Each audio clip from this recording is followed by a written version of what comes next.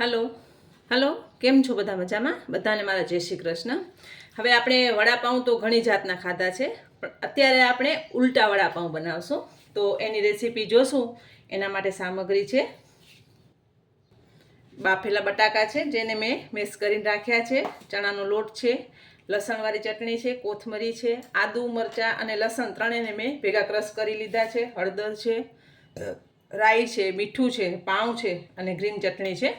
હવે આનો પહેલાં મસાલો આપણે બનાવવાનો છે. પહેલાં પણ મેં મસાલો બનાવેલો જ બતાવ્યું છે. ફરીથી એકવાર આપણે મસાલો બનાવી લઈએ. એના પહેલાં આપણે બેટર બનાવી લઈએ. ઘણાને એમ થશે કે ઉલટા વડાપાઉં એટલે ઉલટા વડાપાઉંની પણ રેસીપી બને છે. આપણે મીઠું નાખ્યું છે, થોડીક હળદર નાખી છે અને જરૂર હોય એટલું પાણી નાખી થોડું થોડું અને બેટર બનાવવાનું છે. અને થોડું થોડું પાણી નાખવાનું કે લમ્સ ના પડે. બહુ પતલું નથી કરવાનું.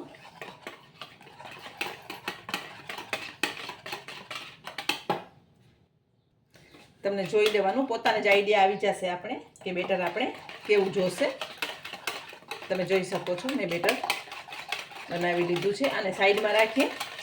જ્યારે આપણે વડાપાઉં તરશું ને ત્યારે એમાં આપણે ખાવાની સોડા ઉમેરશું.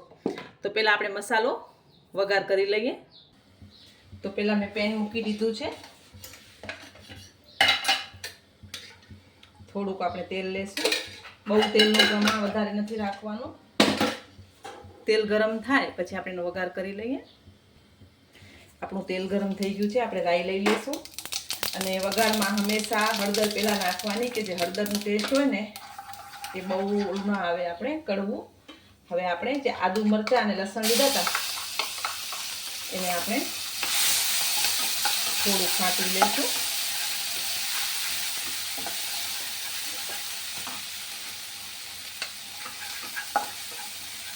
તેનું કચાશ જે છે એવો થઈ જાય અને જરાક સતરાઈ જાય તો ટેસ્ટ પણ સરસ આવે. હવે તમને મસાલાવાળા વડાપાઉં બનાવવા હોય તો તમે આમાં મસાલાનો ઉપયોગ કરી શકો છો. ગરમ મસાલો છે, લાલ મરચું પાવડર છે, પણ હું અત્યારે બોમ્બે સ્ટાઇલના જે યલો કલરના આવે છે ને એ જ વડાપાઉં બનાવીશ. એ એકદમ ટેસ્ટી લાગે છે. આપણો મસાલો સરસ સાતળી લેશું. આવું માઇલ્ડ ટેસ્ટ હોય છે, પણ આદુ મરચાં લસણ હોય છે એના કારણે એનો ટેસ્ટ એનહાન્સ થાય છે. હવે તમે આ સ્ટેજે મસાલા ઉમેરી શકો છો, તમને જે ભાવતા હોય એ. હવે ઘણી બધી કોથમરી,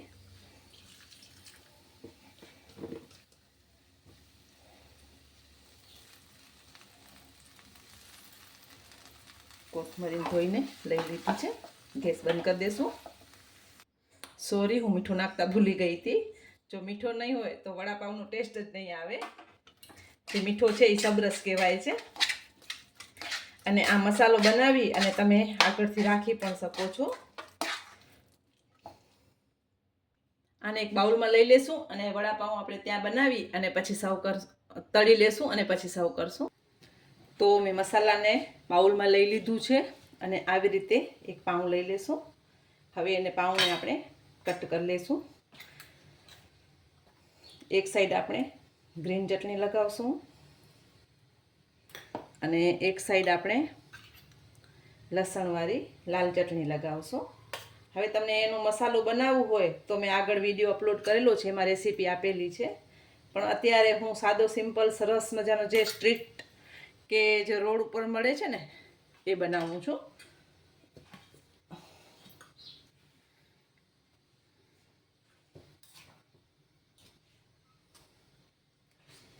તમારો પાઉંની જેટલી સાઈઝ હોય એટલું આપણે મસાલો પાથરવાનું છે. એમાં બહુ ઓવર નથી કરવાનું કે બહાર નીકળી આવે. આવી રીતે કરી અને પેક કરી અને તેલ ગરમ કરવા મૂક્યું છે. તેલ ગરમ થઈ જાય પછી જ આપણે આમાં સોડા ઉમેરશું. હવે જે આ વડાપાઉંનો મસાલો છે એમાંથી આપણે બીજી વેરાયટી પણ બનાવી શકીએ છીએ. એ પણ આપણે જોશું. પછી આપણું તેલ ગરમ થઈ જાય પછી આપણે સોડા નાખી અને આ ઉલટા વડાપાઉંને તળી લઈએ. આપણું તેલ ગરમ થઈ ગયું છે. હવે જે મેં સોડા રાખી હતી ને એને આપણે મિક્સ કરી લઈએ બેટરમાં. એકદમ સરસ.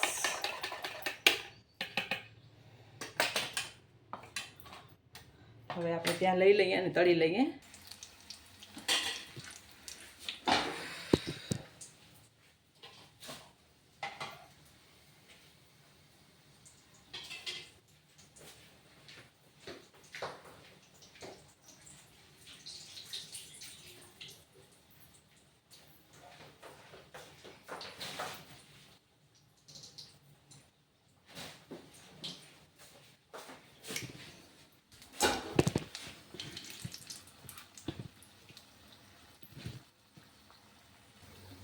એકદમ સરસ તળી લઈએ.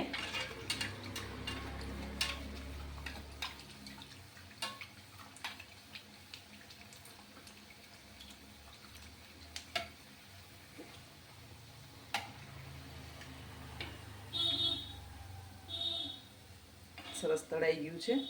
લઈ લેશું. આપણું વડાપાઉં સરસ તળાઈ ગયું છે અને ગરમ ગરમ જ એને કટ કરી લેવાનું છે. તો તમે જોઈ શકો છો મેં કટ કરી લીધું છે. કલર પણ સરસ લાગે છે. તો હવે આપણે સર્વ કરી લેશું. તો સર્વ કરી લઈએ. સરસ મજાના આપણા વડાપાઉં. સાથે આપણે થોડીક લીલી ચટણી અને એનો જે મસાલો આવે છે, જે સૂકી ચટણી કહેવાય છે એની, એ અને મરચાં સાથે સર્વ કરીશું.